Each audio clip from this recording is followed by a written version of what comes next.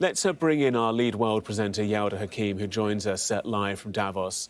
And Yauda, this board of peace, it started with one mandate, and now the mandate kind of questionable, really, because it's potentially so broad. A UN 2.0, some might say? Yeah, Garrett, absolutely questionable, because don't forget, the Security Council voted for this Board of Peace. There were sort of no vetoes. The Russians and the Chinese abstained. But essentially, the entire Security Council got behind this, thinking it was a proposal for the rebuilding of Gaza. What we're now seeing is this potential Board of Peace with 35 members already, although some Europeans are still asking a lot of questions about what does it look like, what's the framework, what is the purpose. The French already have said, no, thank you, we're not going to be part of the Board of Peace. And the concern now is, certainly from the UN and those quarters, is that Donald Trump has said that the mandate won't just be limited to Gaza. We'd be looking at all sorts of conflicts. And of course, Donald Trump, famously says, I've resolved 8 conflicts. Sometimes he says, I have resolved 8.5 conflicts. So he sees this very much as his domain, that this Board of Peace would be created. He'd be at the helm. And essentially, he'd be looking at conflicts all over the world. Now, the big question is, what would be the purpose then of the UN? Because, of course, this is one of the reasons why the UN was created. So if you've got a Board of Peace, essentially, where members have to pay up to, the rumor is, $1 billion to get membership. And it's quite a strange setup. Donald Trump has said, pay $1 billion now so you can save on membership or the fee in 3 years' time. So, he's asking these members that he's reached out to, including, by the way,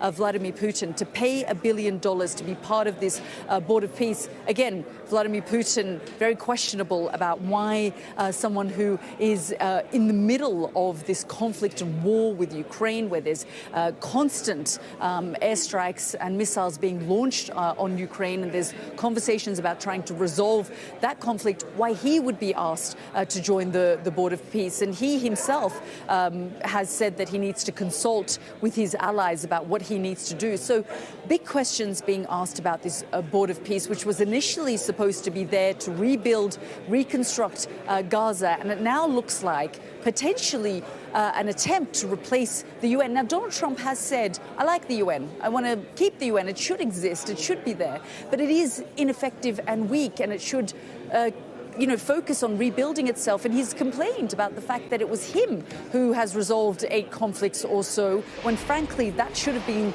the job of the UN. And we've seen those ongoing attacks. So big questions that are going to be asked today, probably not from those in the room with him, like Egypt's President El-Sisi, who has agreed to it, has praised it. So has Benjamin Netanyahu. He's agreed to be part of the board. But the European leaders, the rest of the world, will have big questions about what this Board of Peace actually means for Gaza and beyond. As we're talking here, Yauda, I can't help but think of Donald Trump, the businessman with his exclusive Mar-a-Lago estate and club, as we see the Argentinian leader taking to the stage there. The businessman who has exclusive golf clubs, who thrives on building brands and building exclusivity for the people that want to buy into it. And it strikes me that this kind of plays into that this is an exclusive, invitational only, with a high joining fee that plays to everything that Donald Trump is about. Is that fair? Yeah, I mean, we know from Trump 1.0 and his first year in office, he's not a traditional president. He doesn't operate like the other presidents that we see and hear from. I mean, just in this last week, Garrett, we've seen him release, I mean, some people have called it leaks, but it's not a leak because he didn't give it to someone else. He put it out on his own social media pages, those text messages from European leaders, the likes of the French President Emmanuel Macron. He operates in a completely unconventional way. And I spoke to his son, Don Jr., about a month ago in an interview, and he said, my father is unpredictable. He's unconventional. He operates in a different style. He is a businessman, as you say. And so he sees this particular board like any one of his businesses that he operates within and that he operates. There will be this board. You have to pay for membership like a private members club. And the fact that Emmanuel Macron said he didn't want to be a part of it, Donald Trump then said, well, we don't want him anyway. No one wants him. So that was Donald Trump's way of, how he deals with rejection or pushback from Europeans and others. But you're right in the sense that he sees this as another deal, another way to operate a business, and he's seen an opportunity here, whether that's in the reconstruction of Gaza and how he can then build on that and bring in the private sector into that, and then how he can expand that globally, because frankly, he's very critical of the public sector, of bureaucracy, of red tape. That is the way that Europe operates, and he doesn't function like that. So I think that there shouldn't have been a lot of surprise about these details emerging about the Board of Peace. But big questions, as I said, about the sorts of people he's asked to join, the joining fee and the huge amounts of money that he's asked for them to be part of this Board of Peace and have a say in geopolitics, in how conflicts are resolved and how deals are struck. And he sees this as a business opportunity and, frankly, a deal.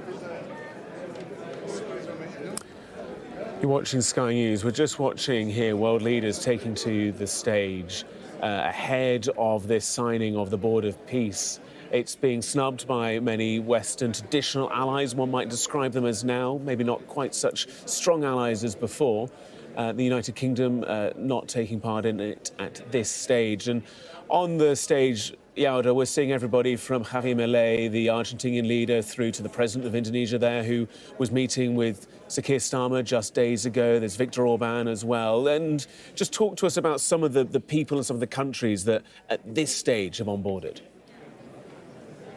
Yeah, I just in the last few minutes saw the president of Indonesia make his way into the main auditorium, looking at some of those people on the stage. And as you say, I mean, the likes of Viktor Orban up there as well.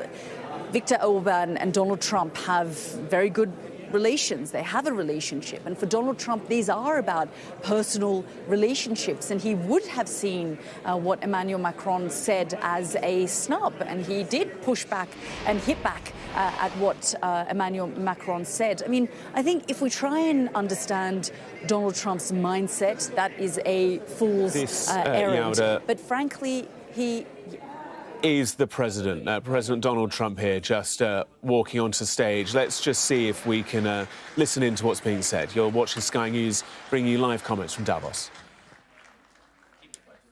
Well, this is a very exciting day, long in the making, and many countries have just received their notice, and everybody wants to be a part of it, and we'll work with many others, including the United Nations. But I want to thank you all for being here. Yesterday we had an incredibly successful visit with many of the world's top business leaders, the best, the biggest, most successful, and foreign heads of state. And now we have one of the most important meetings of all, the official formation of what is known as the Board of Peace. I want to thank the Secretary of State, Marco Rubio, Special Envoy Steve Witkoff and Jared Kushner, and their extraordinary work. I mean, they have done an amazing job. We have peace in the Middle East. Nobody thought that was possible. We've settled 8 wars, and I believe another one's coming pretty soon. You know what that is? The one that I thought was going to be an easy one. It's turned out to be probably the most difficult. Last month, 29,000 people died, mostly soldiers. Ukraine, Russia. Think of that, 29,000, 27,000 in the month before, 26,000 in the month before that. It's terrible. But we have meetings and we think we're making a lot of progress. Thanks as well to Secretary Scott Bessent, Howard Lutnick, and Chris Wright, U.S. Trade Representative, Jamieson Greer. They're all doing such an incredible job. Ambassador Callista Gingrich, who is here, doing a fantastic, really fantastic work. Thank you, Callista. And many other members of my administration who are so committed to peace and are also committed to great success. Very importantly, let me recognize the very first group of distinguished members of the Board of Peace. They will be introduced by name in just a moment. Karoline will be doing that introduction. And to each and every one of you, we are truly honored by your presence today. Leaders of countries, in most cases very popular leaders, some cases not so popular, but that's the way it goes in life. Thanks as well to President Karol Nawrocki of Poland, who's a fantastic man. He just won a very big election. I'm very proud of him.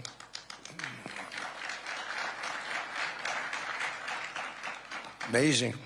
Along with former Prime Minister of the United Kingdom, Tony Blair. Thank you, Tony, for being here. We appreciate it. And members of the Board of Peace Executive Board, great group. This week marks the one-year anniversary of my second inauguration as president. No administration in history has achieved such a sweeping turnaround in 12 months' time at home and abroad. We have a tremendous mandate. We won the popular vote by millions. We won every swing state, the 7. They were saying, can he win all 7? Is it possible? Because it's not done. And we won all 7. We have a great mandate back at home. As I said yesterday, the U.S. economy is booming with virtually no inflation. It was 1.2% for the last 3 months. And we inherited the worst inflation in the history of our country. And we have economic growth now of 5.4%, it looks like. And I think that number can double and triple if we do the right things and if we change thinking so that if you announce good numbers, the markets go up instead of if you announce good numbers, the market goes down because everybody tries to kill it by lowering or raising interest rates depending on the situation. When America booms, the entire world booms. And we have secured commitments for over $18 trillion in new investment coming into our country, which is a record by many times over, not just by a little bit, by many times. There's no country ever in history that's gotten anywhere near that number. Slashed our trade deficit by 77%. This is in 1 year. Yesterday was 1 year. And signed historic trade deals with nations from all over the globe. Today, the world is richer, safer, and much more peaceful than it was just 1 year ago. We put out all those fires. A lot of people didn't know, including me, that some of those wars were going on. And some of them were going on for, in one case, 32 years, in another case, 35 years, and another one, 37 years. We were very happy to stop the war that had started with India and Pakistan, 2 nuclear nations. And I was very honored when the Prime Minister of Pakistan said President Trump saved 10 and maybe 20 million lives by getting that stopped just before bad things were going to happen. As president, I ended those 8 wars in 9 months, including Cambodia and Thailand. And by the way, many of the leaders are here. Kosovo and Serbia, the Democratic Republic of the Congo and Rwanda, Pakistan and India, Israel and Iran, Egypt and Ethiopia. We're working on that right now. I met yesterday with a very good general and a very good leader of Egypt. We're working on a dam that was built which precludes the Nile River from getting water. It's a little tough situation, but we'll get that settled. I really had it just about settled in my first term, and then we had a rigged election. Took me out of commission for a little while, but here I am back. We'll get it settled. But it's a pretty tough situation. A dam was built, and the water doesn't come down to the Nile. When I think of Egypt, I think of the Nile, but I think of the Nile with water in it. Armenia and Azerbaijan, who, I mean, a lot of these leaders have become my friends. They become my friends. They're here. And, of course, the war in Gaza, which is really coming to an end. We have little fires that we'll put out, but they're little. They were giant, massive fires, and now they're down to little fires, so we can put them out very easily. We have 59 countries that are involved in peace in the Middle East. Many of them not in the Middle East. They're near the Middle East, but they're not in the Middle East. And many have said that if Hamas doesn't do what they promised they would do, and I think they probably will, but they were born with rifles in their hands. They were literally born. The first day they had a rifle put into their hands. But they have to give up their weapons, and if they don't do that, it's going to be the end of them. But many countries have told me we want to go in and do it, and they really aren't countries that you traditionally think of as being involved in that. But that's a fire. Hezbollah in Lebanon, we have to do something about that. But these are, I call them remnants, small remnants compared to what it was before. It was massive, large, powerful countries fighting each other. In another great victory for the ultimate goal of peace in June, we obliterated Iran's nuclear enrichment capacity with Operation, we call it Operation Midnight Hammer. And it was midnight, it was dark, no moon, and every single one of those bombs from the B-2 bombers hit the air shafts and went deep into the earth and totally obliterated everything that they were doing. They were 2 months away from having a nuclear weapon. We can't let that happen. And Iran does want to talk, and we'll talk. We've also hit ISIS in Syria, and very strongly, as you know. In my first administration, I took out al-Baghdadi, the founder of ISIS, and he was trying to start it up again because due to the tremendous talent of General Raisin Kane, as I call him, he wiped out ISIS in a period of 3 weeks in my first term. You know, we had a great first term, but the second term is, I think, blowing it away, actually. But we took out ISIS, and we had, it was gone, but during the Biden administration, it formed again a little bit. We hit it very hard in Syria. And Syria, by the way, I spoke with the president, is making a lot of progress, tremendous progress, actually. We're very happy about that. We took off all sanctions, which gives them a chance to breathe. And he is working very, very hard, and I think he's going to put it all together. So many things are happening, many good things. Threats to Europe and America, the Middle East, and other places are really calming down. It's a lot different than it was just 1 year ago. Just 1 year ago, the world was actually on fire. A lot of people didn't know it. And in Nigeria, we're annihilating terrorists who are killing Christians. We've hit them very hard. They've killed thousands and thousands of Christians. What's that all about? Much of this unprecedented success is possible because I rebuilt our military in my first term, and now we're making it even stronger. We have a budget of over $1 trillion this year, and next year we're going to $1.5 trillion. Our country's never done better economically. We're taking in numbers that we've never taken in, not only the fact that the investment is at 18 trillion plus, but our jobs numbers, everything is, I think, maybe better than ever before. I think you're going to see and a lot of you are investing in our country. I think you're going to be extremely happy with your investments. I think you'll see numbers like you haven't seen before. I also secured commitments from virtually all NATO allies to increase their defense spending to 5% of GDP. Everybody but Spain. I don't know what's happening with Spain. Why would they not do that? They want a free ride, I guess, huh? Every country but Spain increased to 5%. I don't know why. We're going to have to talk to Spain. With America's renewed attention to security of the Western Hemisphere, I've stopped the invasion on our southern border and designated the drug cartels as foreign terrorist organizations. And you probably saw that we've virtually stopped almost 100% all drugs coming in by water. Now we're going to stop them on land. The land is easy. The water is tough. But that's down now. I heard it just last night. It was 97. Now it's 98.1%. And we're trying to figure out who are the 2% that are willing to get onto those boats. I don't think they watch television or the news. but we've taken out almost 100% of all of the drugs coming into the United States by water. And now we'll, I think, very easily stop them on land. That's the easy part. We wanted to wait till the other was taken care of. And earlier this month, thanks to the unrivaled skill, power, and might of the U.S. military, we have the most powerful military in the world by far.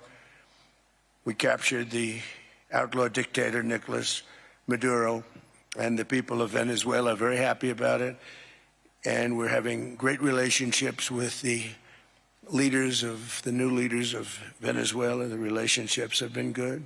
We're opening up the country to our giant oil companies, and it's going very well. We've already taken out, think of this, 50 million barrels of oil, and a lot of that's going to go back to Venezuela. They'll do more income with us in a short period of time than they did in years, because as much oil as they have, and they have a lot, just about the most. After us, there's a couple of countries that are in that category, but we have the most, actually, and they're second. Between Venezuela and us, we have 62% of the world's oil, but they have very little production, so they'll have a lot of production. All the oil companies, we had meetings, you probably saw, all the oil companies want to go in. They want to go in immediately. They're already touring the sites. But our military was amazing. That strike was amazing. We had a second wave coming. We didn't need it. They said, no second wave. We don't want a second wave. The first wave was enough. And, of course, we're working to end the horrible killing in Ukraine, a war that should never have happened and would have never happened if I were president. That was not going to happen. I used to speak to Vladimir Putin about Ukraine, and it was the apple of his eye, but he would never have ever done it. Said, you can't do that, Vladimir. As part of this historic record of major peace initiatives, today we're announcing more details regarding the Board of Peace, so important. This board has the chance to be one of the most consequential bodies ever created, and it's my enormous honor to serve as its chairman. I was very honored when they asked me to do it. We had an idea to do it, and then they came. They said, you be the chairman. And but I take it very seriously. We have a great group of people and incredible young people that are leading it from within. It's running beautifully, started already. And every country, just about every country, wants to be a part of it. And we just sent out the letters a couple of days ago, and these are just the countries that are here. They happen to be in Davos. So we said, would be honored if you wanted to join us up on the stage. And it's really great. They're friends of mine. I think, let me see. Yeah, every one of them is a friend of mine. Let's see, a couple I like, a couple I don't like. No, I like, actually, this group, I like every single one of them. Can you believe it? Usually I have about 2 or 3 that I can't stand. Usually I have 2 or 3 that I don't like. I don't find them up here. I like every one of these people. No, they're great people. They're great leaders. And the Board of Peace is composed of leaders, the top leaders in the world, actually. Last October, we released a plan for the permanent end to the conflict in Gaza, and I'm pleased to say that our vision was unanimously adopted by the United Nations Security Council late last year. Under phase 1 of this plan, we have painstakingly maintained that Gaza, and we're going to have it very strongly, and it's what we have. Maintained the Gaza ceasefire, delivered record levels of humanitarian aid. We've given aid. You know, you used to hear all the people were starving and it was terrible. Now we have, you don't hear that anymore. We've delivered record levels of humanitarian aid. I want to thank the United States, but I want to thank some of the countries that are sitting right up here, because they've sent great aid also in the form of money, where we go out and purchase food, and you don't hear those stories anymore with people starving. And secured the release of all 20, we secured the release of all 20 living hostages. Now, I want to thank Steve Witkoff and Jared and everybody for working so hard. They worked so hard, but there were 20 remaining living hostages. Now, we got hundreds out, but the last 20, I said, boy, that's going to be a tough one. I said that a year before, and it was a tough one, but we got them. Got all 20, every one of them. And we had also about 28 that were dead, but the parents wanted them just as though they were living, just as much. Some cases it almost seemed more. It was amazing, actually, the love and them. But their boy had been killed in just about all cases, young men. Their baby, their boy, had been killed, and they wanted the body of their boy, and it looked like it couldn't be done. And with the exception of one, and we're close on the track of that, we've got them all, every single one of them, which is amazing. It's a rough job. That was a rough job.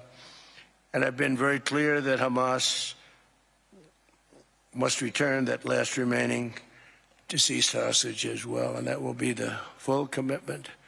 And then we get on to other things, and we're committed to ensuring Gaza is demilitarized, properly governed, and beautifully rebuilt. It's going to be a great plan, and that's where the border peace really started. And I think we can spread out to other things as we succeed with Gaza. We're going to be very successful in Gaza. It's going to be a great thing to watch. And we can do other things. We can do numerous other things. Once this border is completely formed, we can do pretty much whatever we want to do. And we'll do it in conjunction with the United Nations. You know, I've always said the United Nations has got tremendous potential, has not used it. But there's tremendous potential in the United Nations. And you have some great people at the United Nations. But so far it hasn't. You know, on the 8 wars that I ended, I never spoke to the United Nations about any of them.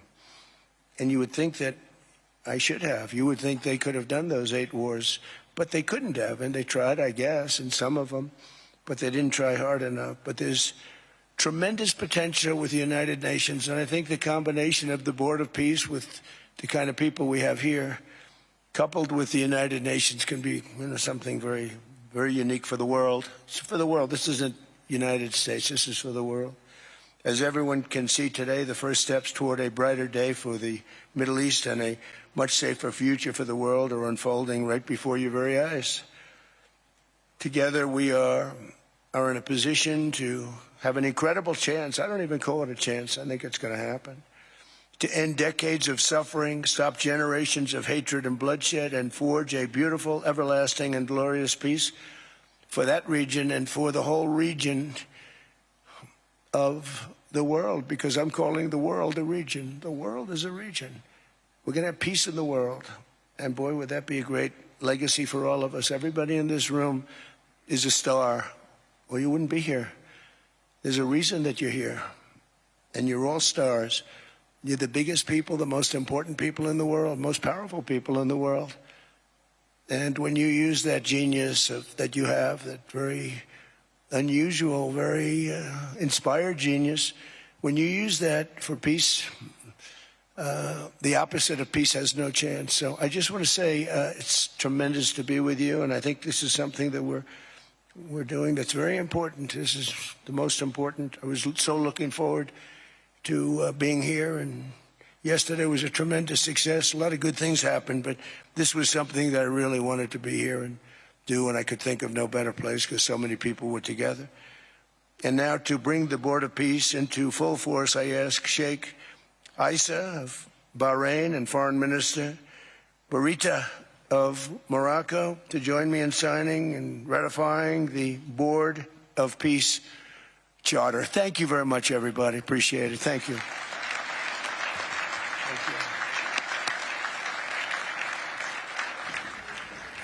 We're going to keep a close watch on the next few developments through the few moments as the Border Peace Charter is signed.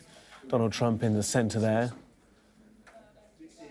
joined by members of the Border Peace. Other world leaders just sat out a shot on the right-hand side as we're looking at the stage right now.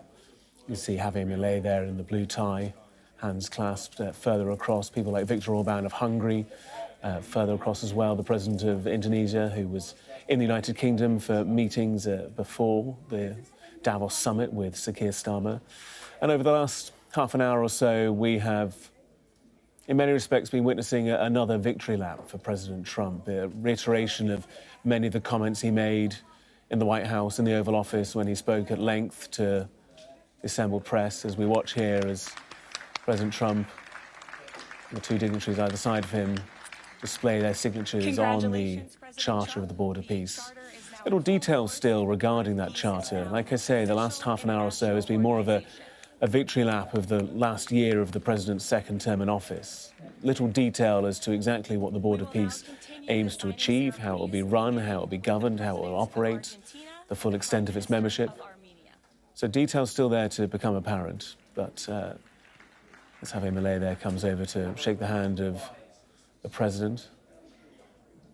Looks as though we might be expecting Q&A session. No, more signatories there as Donald Trump looks on. But he noted his successes as he saw them everywhere from Iran to Nigeria, the southern border of the United States, the targeting of boats alleged to be carrying drugs in the Pacific, Venezuela and Maduro, the situation in the Middle East, in Gaza, and more. And it pointed and noted to the fact that it has been a busy period in this last year for geopolitics and international relations for the United States, perhaps in a way that people hadn't foreseen when Donald Trump was campaigning ahead of the election.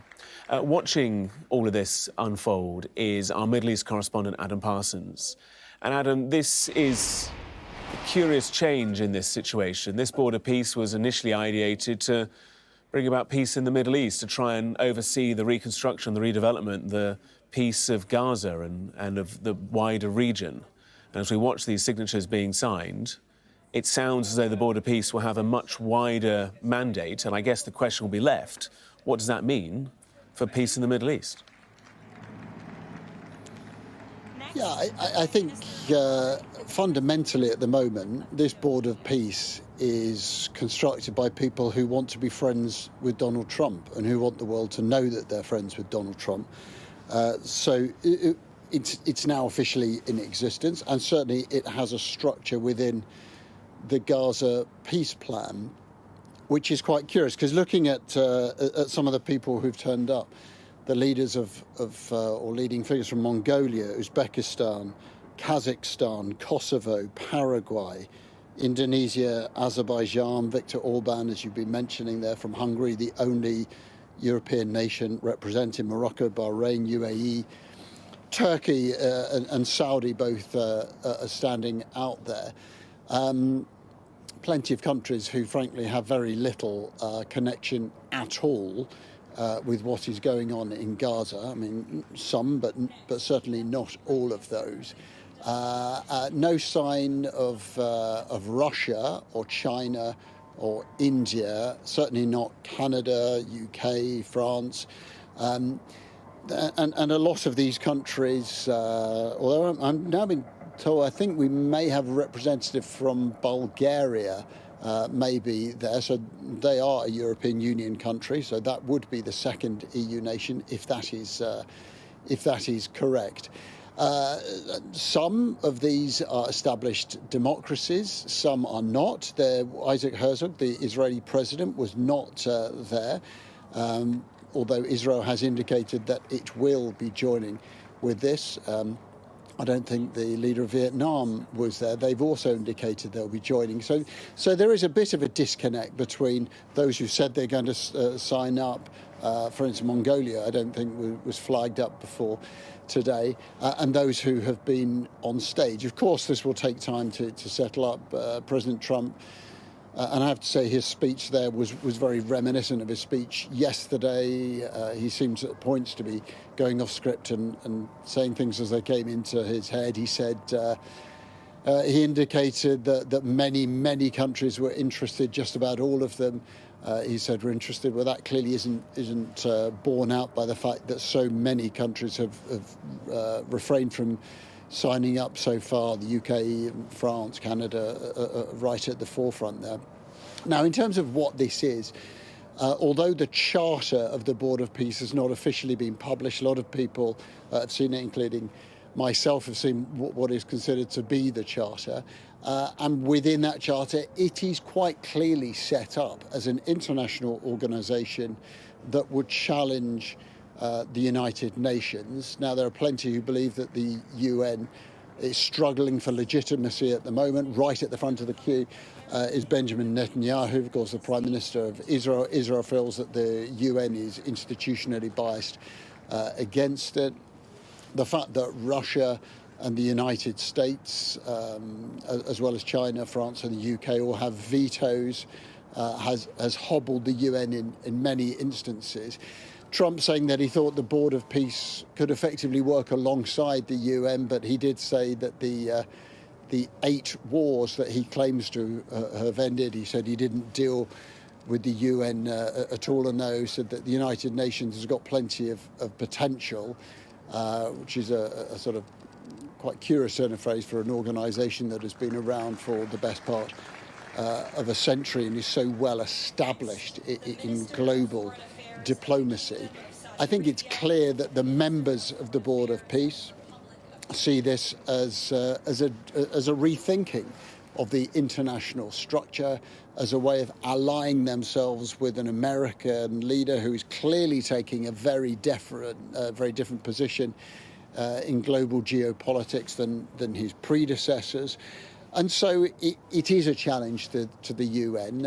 There are those, and I've spoken to people here in Israel, who think it's about time that something came along that rethought the structure of global diplomacy.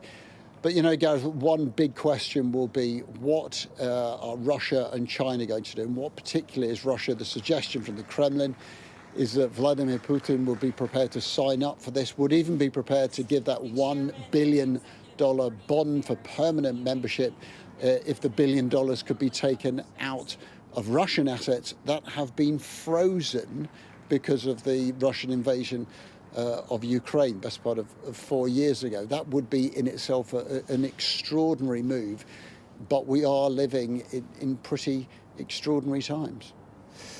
Certainly extraordinary times, and Donald Trump there did also acknowledge, he said that the United Nations had tremendous potential, that it hadn't used it in his words, but it was filled with great people, and if it was coupled with the Board of Peace, then there would be a very unique situation for the world, he said. He stressed from his perspective, at least, that this wasn't about the United States, but about the world. And he cited, as you noted there, Adam, the 8 wars that he alleges to have stopped. And it's worth just noting that that is an inaccurate statement. The situation between Egypt and Ethiopia was not a war. The situation between Rwanda and the DRC and the peace there has fallen apart. There's been renewed uptick in tensions across the border between Thailand and Cambodia since the intervention of the president as well, and one could argue that the situation between India and Pakistan along the disputed border in disputed Kashmir has also not been resolved. But he's using those as his anchor for the legitimacy of this Board of Peace. And I wonder how the rest of the world, at the end of the day, there are 196 member states in the United Nations, how the rest of the world will view the legitimacy of this body and the competing claims now between the Board of Peace and the United Nations. I think there's going to be a variety of ways of looking at this. From a Western European perspective, there will be a lot of harumphing and criticism. And yes, Donald Trump's hyperbole is part of his act. I mean, I think I heard him say that by stopping war between India and Pakistan, he had saved between 10 and 20 million lives. I mean, how on earth he comes up with that figure, who knows? He said that when he took office, inflation was the worst in America's history. That is simply not true. He said that the 2020 presidential election had been rigged. Again, that has been debunked endless times. So, I mean, the fact checkers, as they did yesterday, will have another tough time keeping up with all of his claims here. But that has been Donald Trump's way of speaking throughout his first term and now into his second term. Those who have signed up for the Board of Peace won't really care about that. What they see is a different way of governing and leading the world. They see Donald Trump as being much more of a strong-arm leader than some of his American predecessors. And I think this is a form that has been seen by Mark Carney in his speech at Davos. It was seen by Chancellor Merz, who spoke a little earlier, talking about the end of the old Adam, I'm just going to interject. order. Marco Rubio has just taken to the podium. Let's take a listen. Secretary of State of the United States. The President of the United States, Donald J. Trump, is someone who is not limited by what others say is possible or what others say is impossible. He's not limited by some of the things that have happened in the past, and he's willing to talk to or engage with anyone in the interest of peace, always putting the American people and our national security first, but understanding that in the world that we share with so many others, peace is paramount to all of us. We are here today because of President Trump's vision. If we go back just a few months ago, people thought what was happening in Gaza was impossible to solve. 28 hostages that were dead, others that were still living, all these hostages that were being held. No one thought that that would ever come to a resolution without more fighting and more bloodshed along the way. In fact, frankly, many thought it was intractable. And sadly, many of the institutions that have served us well, in many cases, for the last 70 years, were unable to do anything about it. But President Trump had the vision and the courage to dream the impossible, to believe that it was doable, and to pursue it with all of his heart. And he was in that capacity, assisted by an extraordinary team, and I think both Jared and Steve deserve a tremendous amount of credit. Jared Kushner and Steve Witkoff for all the work they put in. And all of our partners here today. And now we have this Board of Peace, who I believe's possibilities are endless. Obviously with a focus, first and foremost, on making sure that this peace deal in Gaza becomes enduring. And I know this president has it as his highest priority and will give it everything he has to make sure that this is successful. I also want to acknowledge the extraordinary leaders that are here today. This is not just a board of peace, this is a board of action. Speeches, I've been to many of these forums, and they're not useless, and they're not, they have utility in many cases. But oftentimes in international affairs, we often find ourselves at events where people are reading these scripted statements, these strongly worded letters that they put out, but no action, nothing happens. This is a group of leaders that are about action. And the President of the United States is a president of action, of getting things done. And today is the beginning of that, of a new era and a new stage that we think is so important as a model to the rest of the world of what is possible. And clearly the focus is right now on Gaza and making sure that the plan that's about to be presented to you here today, this vision for the future of Gaza, this vision for the future of the region, is not just possible and promising. It is our destiny if we put the time and the effort that it requires, as I know this board will do. But I also think it will serve as an example of what's possible in other parts of the world. Without losing focus on what's before us now, this is what's possible for other places and other conflicts that seem impossible to solve right now. So I want to, on behalf of the United States, on behalf of the team that worked so hard on this, thank every single one of the leaders that are here today and all the countries that have committed to joining, and many others who are going to join. Others either are not in town today or they have to go through some procedure internally in their own country because of constitutional limitations. But others will join. Many want to be a part of this effort because it is going to be a successful effort. And you see it reflected here today among countries of different backgrounds from different parts of the world, majority Christian some, majority Muslim others, who've come together. In fact, former adversaries who have joined here as part of this Board of Peace.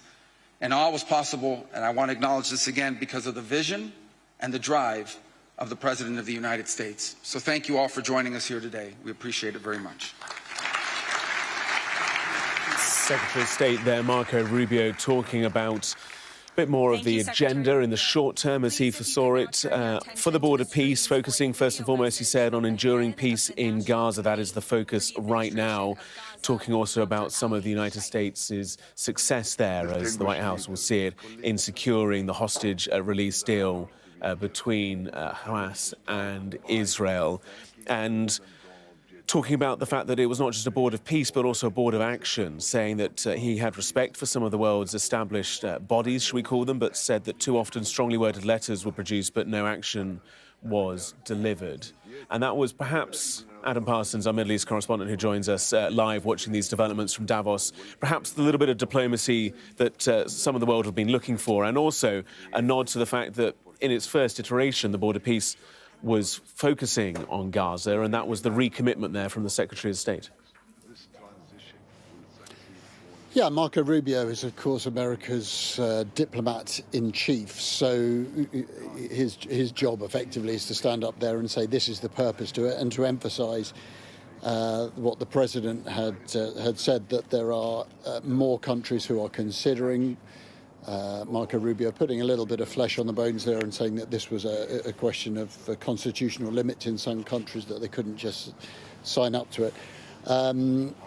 But at the moment, you would look at that group of people and say, clearly, this is not right now a challenge to the power of the United Nations. I mean, there is a fraction of the countries who are members of the UN are signed up for the Board of Peace. And in most cases, these are not the biggest nations in the world. And by the way, just for those who are looking along that group, one familiar face who we haven't mentioned so far is Khaldoun al-Mubarak, who has signed up for the UAE. And if you recognise that name, it is because he is also there in his role as the chairman of Manchester City Football Club.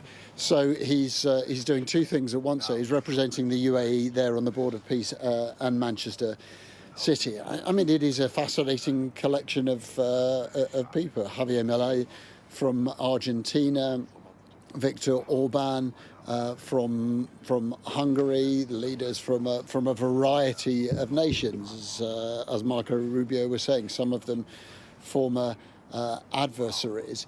But in terms of the real economic heavyweights, well, we know Emmanuel Macron has said that he wouldn't be signing up. The United Kingdom clearly is not signing up. I don't think you would have to be a genius to interpret Mark Carney's speech yesterday as being that he isn't planning to sign up for the Board of Peace. But it is a question of how much momentum comes into this. And I think also, in reality, how many nations feel that they have to sign up for this. So much talk over the past 72 hours or so about the intimidatory tactics used by President Trump, exemplified by his rhetoric around Greenland. And this is another arm of that attempt for America to exert its power over the world. As I said, if you look at the charter of the Board of Peace, it is very clear that he has extraordinary power over it. He is the chairman until such time as either he resigns or he is removed from office because a majority of people think he's no longer fit. But even if that were to happen, the person who would succeed Donald Trump as chairman is, by this order of this charter, the person that he nominates. So it is something of a political family affair for Donald Trump. He said himself that he was honoured to be asked to be chairman. I think it's a little hard to believe that there were any other nominees to be the chairman of the Board of Peace when it was put together. And yet he clearly takes enormous pride in this. And there will be many members of this who will say, look, if this is the vessel... Adam, let's just take a pause. I'm afraid Steve Witkoff and Jared Kushner now taking to the podium. They've been name-checked several times. Let's hear from them. I remember when the president asked Jared, and, of course, our great Secretary of State, to work on something that the world thought was impossible and unattainable. But the president, on this peace deal for Gaza, as on all other deals we work on his behalf, said we had to try. And, of course, we were inspired by that. We have achieved a peace deal in Gaza. We have brought the hostages home, all of the bodies except for one, and we will bring that body home too. And maybe most importantly, we have created a sense of hope for what the future can bring in Gaza and all other places where the Board of Peace will operate. And I am so honored, Mr. President, to have worked on this on your behalf. I'd like to thank some people here who are here with us tonight who have done so much, done indispensable work to bring this deal together. Sheikh Mohammed, my good friend from Qatar, and Ali Al-Tawadi,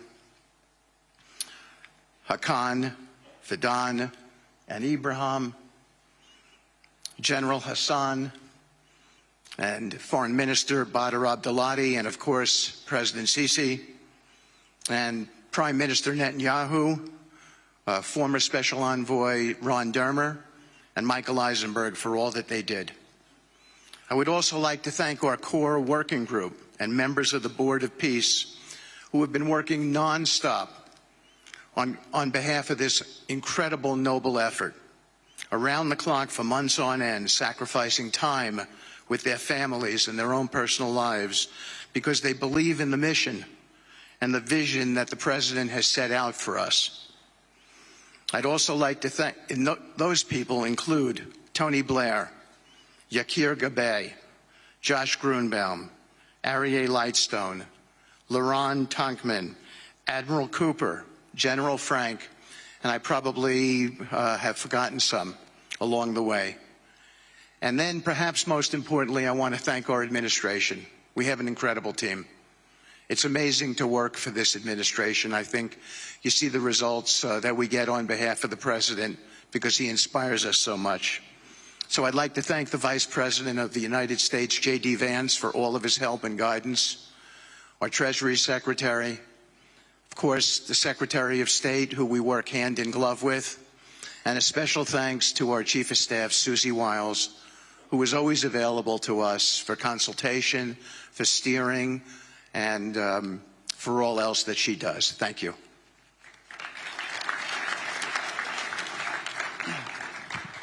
Thank you, Steve. And I have to say, one of the great honors for me of being able to work on this has been working with Steve, who really is as brilliant as he is. His heart is tremendous. He's a lot of fun to be with. And even in some of these, very difficult moments where we didn't think things were happening, working together really was an amazing treat. I'm going to go now today just through a couple quick slides just to show you the progress that's been made in the last couple months. It was just over 100 days ago that we got the final deal done, and everyone was celebrating and joyous about the hostages coming home and the end to this long war that nobody thought was possible. And Steve and I were panicking, saying, what do we do next? How do you implement peace? And as you guys know, peace is a different deal than a business deal because you're changing a mindset. And in Israel, there was 2 years of very intense war. For the people in Gaza, there was more than just 2 years of war. They had 20 years of hopelessness being ruled by a terrorist organization. For the people in the Middle East, their hearts were pulled by this. And throughout the entire world, it really was weighing on us. And so we needed to think about, what do we do next? How do we change the habits? How do we change the behaviors? And we really got to work right away. And the team that Steve thanked, including the White House team and the team, the volunteers, it's really been an incredible effort, very entrepreneurial. And we really did it in the way. I've been working now with President Trump for 10 years on politics. And what continues to amaze me is that he always takes a first principles approach and says, what's the most optimal outcome? Aim for that. Whereas politicians are always focused on the downside or what could go wrong or how to make it a little bit better. He always says, aim for the best possible and, do your best to get there. And if everyone thinks it's impossible, that's even more reason why you should aim for it. And so really thank you for the leadership and the inspiration for doing this. And I think you'll see today we've achieved more than thought was possible. And our ambition is still to go for something, I think, better than most people think is possible as well. So let's see if these things work. They never usually work. Good.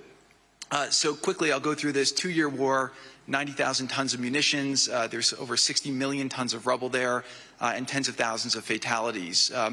Through the ceasefire, we were able to get to through the 20-point plan, ceasefire, release of hostages.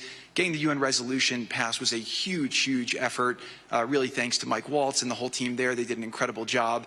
And we've then, with the help of the UN, we've worked very, very well with them. This is why you need a new organization like the Board of Peace to work with the UN. I want to thank Tom Fletcher. Did an incredible job of really getting it going. We've done historic humanitarian aid. Going forward, number one thing is going to be security. Obviously, we've been working very closely with the Israelis to figure out a way through de-escalation. And the next phase is working with Hamas on demilitarization, which I'll talk about in a second. But without security, nobody's going to make investments. Nobody's going to come, build there. We need investments in order to start giving jobs. We want to take these people. 85% of the aid of Gaza, 85% of the GDP of Gaza has been aid for a long time. That's not sustainable. It doesn't give these people dignity. It doesn't give them hope. And so we want to use free market economy principles. A lot of what President Trump spoke about that he's doing in America, we want to bring the same mindset and the same approach to a place like Gaza to give these people the ability to thrive and have a good life. Let's see. So on the aid, I mentioned the UN. So now people are talking about famine. 100% of the food needs are met, and that's been overabundance. The cost of goods have gone down tremendously. Over 55,000 trucks have gone in, and over 1.4 million pallets. And it's been the largest humanitarian effort done into a war zone that anyone's been able to tell us about. This really has been a great joint effort that everyone's been able to do, and so it's a great thing. We all just heard from Ali. We have been so impressed. Steve and I were speaking to him and the entire committee. Such bravery of these people to step up, and we've worked with the Palestinian Authority, who's been helping us as well. But this committee is the first time it's a technocratic, apolitical committee. I really want to thank the Arab partners for helping us select the right people to do this, and we just need to believe in them and support them. I put this up here. It's probably a little too small for me to read, but this is really important if you saw the mission statement. So Hamas's mission statement was, we need to destroy the state of Israel.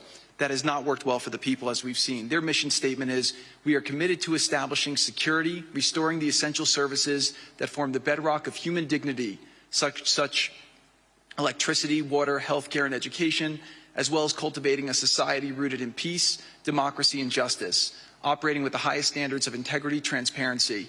So these are the basic things. Their goal is to have peace and to help their people, which is an obvious mission statement for a government, but actually fairly novel for Gaza. So we did a master plan. We brought in, I thank you, Kirgabai, who's one of the most successful real estate developers and brilliant people I know. He's volunteered to do this, not for profit, really because of his heart. He wants to do this. And we've developed ways to redevelop Gaza. Gaza, as President Trump's been saying, has amazing potential, and this is for the people of Gaza. We've developed it into zones. In the beginning, we were toying with the idea of saying, let's build a free zone, and then we have a Hamas zone. And then we said, you know what, let's just plan for catastrophic success. Hamas signed a deal to demilitarize. That is what we are going to enforce. People ask us what our plan B is. We do not have a plan B. We have a plan. We signed an agreement. We are all committed to making that agreement work. There's a master plan. We'll be doing it in phasing. In the Middle East, they build cities like this in 2-3 million people. They build this in 3 years. And so stuff like this is very doable if we make it happen. Rafah will start with. This will show a lot of workforce housing. We think this could be done in 2-3 years. We've already started removing the rubble and doing some of the demolition. And then New Gaza. It could be a hope, it could be a destination, have a lot of industry, and really be a place that the people there can thrive, have great employment. Once this starts going, we think there should be 100% full employment and opportunity for everybody there. And we have a lot of data on what can be, but we think that this really gives the Gazan people an opportunity to live their aspirations. But it all starts with security, and it all starts with governance. Final note I'll just say on the Board of Peace, which is that all the lessons we're doing is we're basically studying the best practices from all over the world, and we're watching who does education the best, who does healthcare delivery the best. All of these things it's not secret IP. All this is IP that the Board of Peace is going to make public, and we want to encourage all the countries to be able to follow these best practices. A lot of the things that President Trump is doing in America, if they're working, we should all be copying them. If we find what's working in other countries, we should be copying them too. And so what the Board of Peace will have the ability to do, if we're successful with Gaza, is really show how do you do peace implementation, which is something that when we got this deal done, we didn't really find too much expertise or know-how on how to do it. So as we're creating this system, hopefully it's something that we can just document these learnings and make them available to all else who want to use them in the future. So demilitarization, this is something we're starting now that we have a new government in Gaza. This government will be working with Hamas on the demilitarization to really take the principles that were agreed to in the document to the next phase, and hopefully that will be successful. Without that, we can't rebuild. So if Hamas does not demilitarize, that will be what holds back Gaza and the people of Gaza from achieving their aspiration, and that's very important. So the next 100 days, we're going to continue to just be heads down and focused on making sure this is implemented. We continue to be focused on humanitarian aid, humanitarian shelter, but then creating the conditions to move forward. So thank you. Final point I'll just make is this is really only possible because of the work of so many people and President Trump's great leadership. But a lot of you have been asking, how can we help? So the countries have all been incredibly generous. We'll be doing the first conference where we'll announce a lot of the contributions that will be made in a couple weeks in Washington. From the private sector, there'll be amazing investment opportunities. I know it's a little risky to be investing in a place like this, but we need you to come, take faith, invest in the people, try to be a part of it. And then finally, I'll just talk to people on the media and on the social media, which is this deal only happened because we worked with Israel, we worked with Turkey, we worked with Qatar, we worked with Saudi, we worked with Egypt. I mean, everyone worked together. We worked with UAE. We all worked together to make this happen. I see a lot of people trying to escalate, criticizing Israel or Israelis criticizing Turkey or Qatar. Just calm down for 30 days. I think that the war's over. Let's do our best to try working together. Our goal here is peace between Israel and the Palestinian people. Everyone wants to live peacefully. Everyone wants to live with dignity. Let's put our efforts towards promoting those who are doing the work to build this up, like Ali and his committee. Let's focus on the positive stories, and let's just calm down, turn a new chapter, and if we believe that peace is possible, then peace really can be possible. So we're going to continue to work every day. We need all of your help to do it. And again, I just really want to thank President Trump for his leadership in doing this. This would not have been possible without your commitment to this. Everyone thought it was impossible to end this war. You never gave up. You never stopped. Every time there was a setback, you told us to try harder. You gave us different ideas. And we've made several impossible things happen just in Gaza to date, and there's no reason why we shouldn't be able to make even more impossible things happen. So really thank you for your amazing leadership. Thank you.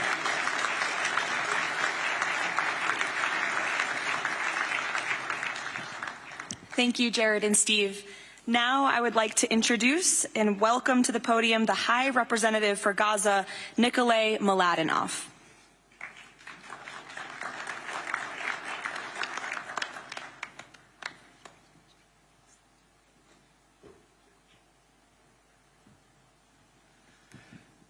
Mr. President, it's a great honor and a massive responsibility for me, for my team, for all of us to be here with you to begin this journey.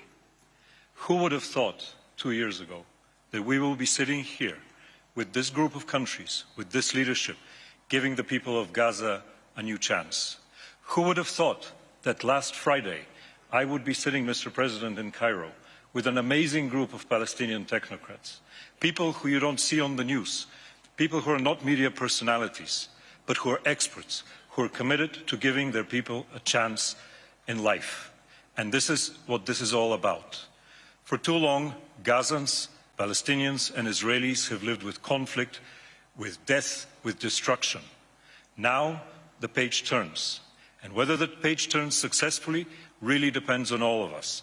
We have the ingredients for it. We have the leadership of the United States and President Trump. We have a great group of countries joining the Board of Peace and more to come. We have a fantastic Palestinian team on the ground, and we must make it work. Our partnerships are there, our plans are in place, and we need your support.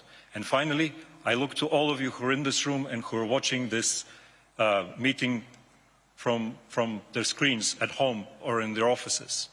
Please put away your talking points for a minute.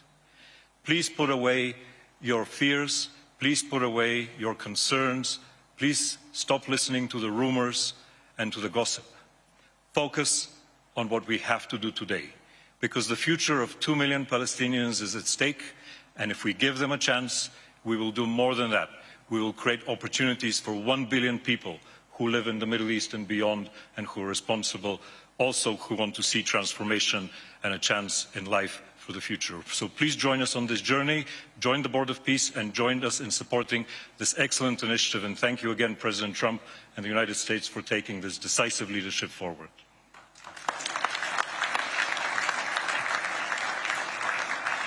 Thank you.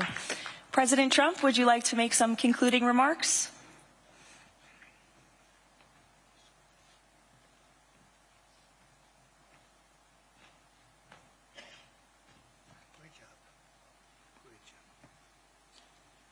Well, I just want to tell you it's all happening. And one of the first things I said when we really got involved in this project, and it's a big one, but it's very doable, I said to Jared and Steve and some of the other folks, including Larry Fink, and congratulations on the great success. The two of you have done a fantastic job. This is bigger and better than ever.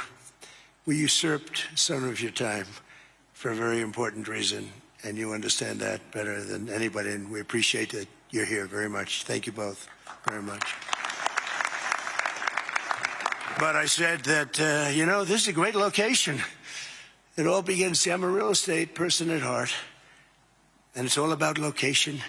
And I said, look at this location on the sea. Look at this beautiful piece of property, what it could be for so many people. It'll be so great. People that are living so poorly are going to be living so well. But it all began with the location. That's the vision. They look out on the waters, and very few places are like it. So we put together a team that's outstanding, a team that's done it before, a team that I think has done tougher jobs. If you want to know the truth, we've done some tough jobs. And we continue to. As far as the United States is concerned, we're behind it. And the United States has never been stronger, never been bigger, better. It's doing really well. You see that, building thousands of businesses, plants, factories all over the United States are right now under construction. Nobody's ever seen anything like it. And this is just an honor to be involved with this and to be involved with the great people in this room and the great leaders that are sitting on stage. We thank you very much. And we have many others that have signed up, and they all want to be members of the Board of Peace because it really will be important. This is not going to be a waste of time. We waste so much time on things that never happen. This will happen, and it's already happening. Thank you very much, everybody. It's a great honor to be with you. Thank you. Thank you.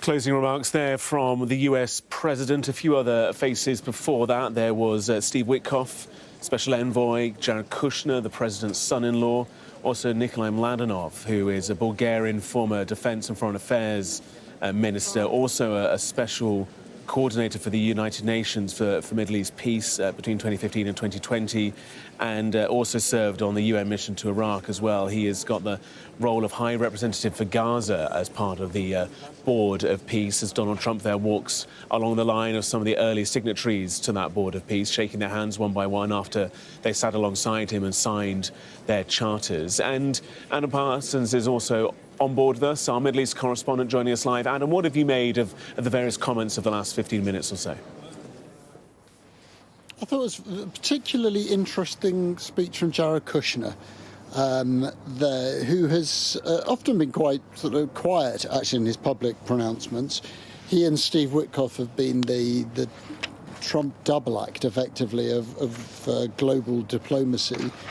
And that was, from Kushner, was actually a fairly political, almost one might say a slightly sort of presidential tone of speech there, reflecting on the achievements, very focused on regional knowledge. Jared Kushner does have strong contacts in the Middle East, does have, certainly from a business perspective, a lot of experience in dealing here.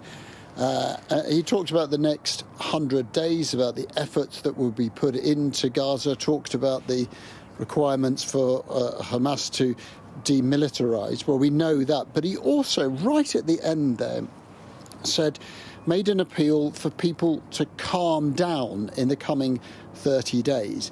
And he said, also, Israelis criticising the Turks and the Qataris. Now, that was interesting because the Israeli government has objected to the Americans about the inclusion of Turkish and Qatari representatives on one of the Gaza boards. We tend to think of the American administration as being incredibly tolerant of anything that the Israeli government says, but this was effectively an open criticism, and saying that Israel needed to stop with its criticism of that. Thought that was interesting that he should say that. And this was, in a sense, a presentation of two halves, wasn't it? The first half was all about Donald Trump reiterating his view of his own achievements and the place of the Board of Peace. The second half was much more focused on Gaza, with Steve Witkoff, who at times seemed quite emotional, Jared Kushner, and then, as you said, Nickolay Mladenov, who will be the link man, effectively, between what is going on the ground and the executive board. There was warmth also from Kushner towards Ali Shaf. And let me tell you that Ali Shaf is the man who is leading this group of Palestinian technocrats. And in the past few moments, I understand that Ali Shaf has suggested that the Rafah crossing will open in both directions in the coming week or so, which would be a very significant change. I don't have any more details on that about whether that is open for everybody or whether that is simply open for members of the board to go to and fro, which it would be clearly a hugely significant difference between those two perspectives. But he has made a comment on the Rafah crossing opening. We will see what more information we can get on that. But I mean, the bottom line is here: this board of peace, which Donald Trump says could be of huge significance, clearly seen by many, including those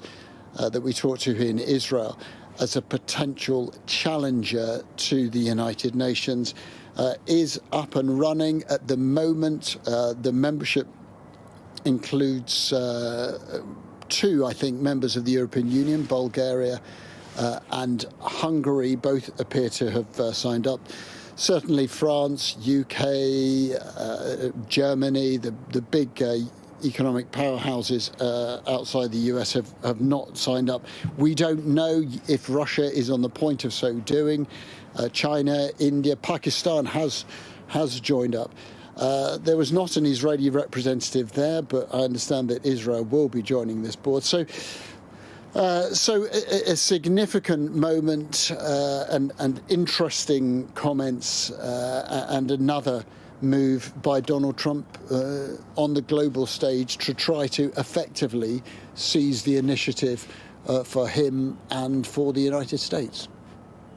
Adam, one other name that we do just need to reference, it's been referenced twice now, I think, in the past hour or so, is that of Tony Blair, the former Prime Minister. There have been questions as to whether he would continue. Oh, let's just stop that question and show you this. Instead, President Trump leaving that Board of Peace room, making his way through the corridors of power in Davos. Let's take a listen. This was a great day. Yesterday was a fantastic day. We made tremendous progress. We'll be leaving in a little while. But this was a fantastic day, and I think the Board of Peace is going to be very... What is your plan for Ukraine, Mr. Trump? What about Ukraine? President, will you have control of all of Greenland, Mr. President? How many countries? How many countries? Mr. President, well, we're going to have... How many countries? I think over 50. What is your plan for Ukraine, Mr. Trump? What is your plan for Ukraine, sir? What is your plan for Ukraine? What will you say to Vladimir Zelensky today? Ukraine, as you know, today I meet with the president and we'll be discussing it. We're meeting with President Putin today or tomorrow, and some people are going over, and I think they're getting close. A lot of people are being killed. We got to get it done. If we don't get that done, it would be a disgrace. But you have failed so far, Mr. President. You failed to bring peace to Ukraine. Mr. President, what are you going to do with Yemen? EU countries in your only 2 EU countries. Is it okay? Only 2 EU countries. Is it okay? What do you want to say to Emmanuel Macron? You refuse your. Thank you very much. What do you want to say to Macron? When will you speak to President Putin? Thank you very much. What do you want to say to Macron? One last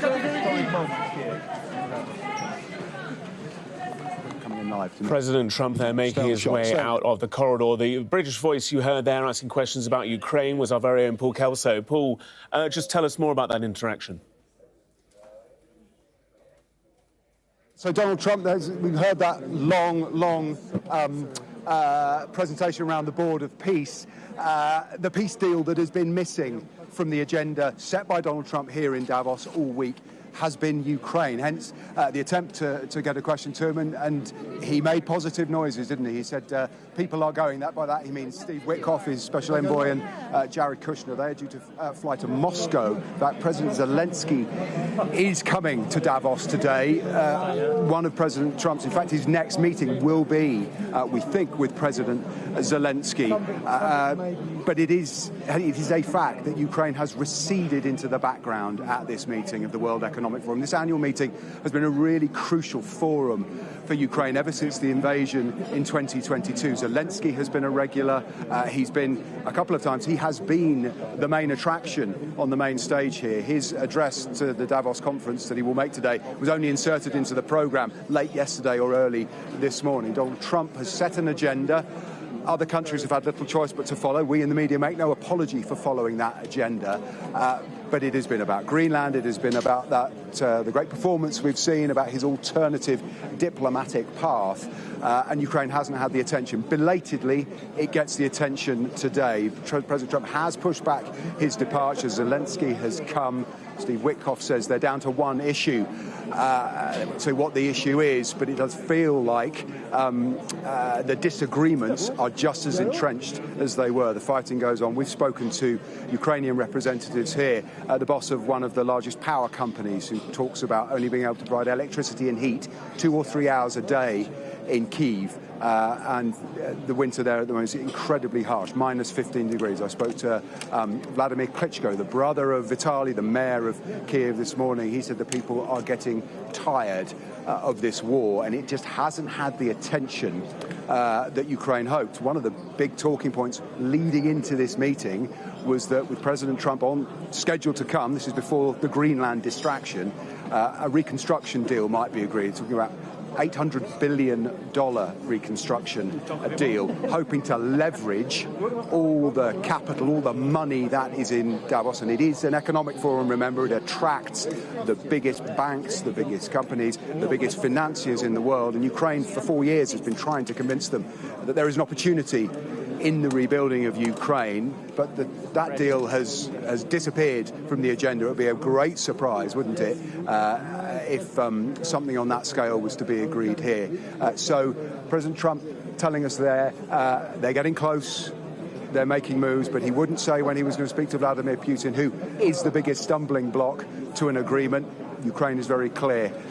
They don't want to give up territory. They don't want to start that discussion about territory while the fighting goes on, and particularly the absolutely deliberate assault on Ukraine's major cities' power infrastructure, which is an attempt, say the Ukrainians, to break the will of the Ukrainian people and make these negotiations easier for Vladimir Putin to win.